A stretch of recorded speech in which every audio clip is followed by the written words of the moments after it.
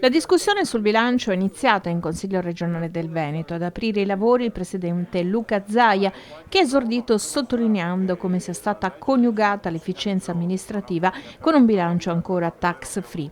Ha poi ricordato che siamo ancora in pandemia, che serve prudenza anche in vista dell'ormai scontato passaggio in giallo.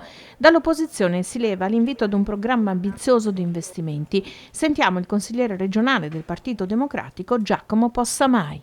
Un patto che deve andare nella stessa direzione in cui arriva il Recovery Fund, in cui arriva il Piano Nazionale di Ripresa e Resilienza, quindi verso una regione, un territorio più green, più inclusivo e più digitale. Su questo fronte noi chiediamo alla regione di fare uno sforzo, di mettere risorse proprie, di mettere 100 milioni di euro su 4 punti fondamentali. Da un lato gli investimenti sulla transizione ambientale, sulla transizione energetica, per cui sul trasporto pubblico per acquistare mezzi moderni che non siano inquinanti, sulla rottamazione delle auto inquinanti e delle stufe a legna, sull'investimento sulle colonnine elettriche, sul sociale, in particolare sulle case di riposo che nella nostra regione sono le grandi dimenticate, quindi sia sulle strutture con 20 milioni all'anno per 3 anni, sia nel rivalutare le impegnative, perché ormai le rette troppo pesano sulle famiglie del nostro territorio, ma senza dimenticarci altri 2 grandi temi: quello della violenza contro le donne. Anche in Veneto la piaga dei femminicidi è stata drammatica quest'anno, e quindi investire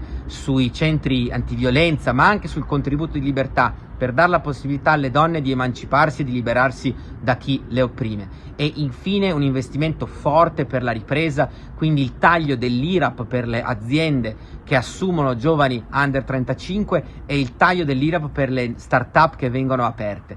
È necessario un investimento grande su tutti questi fronti perché il Veneto ha bisogno di ripartire.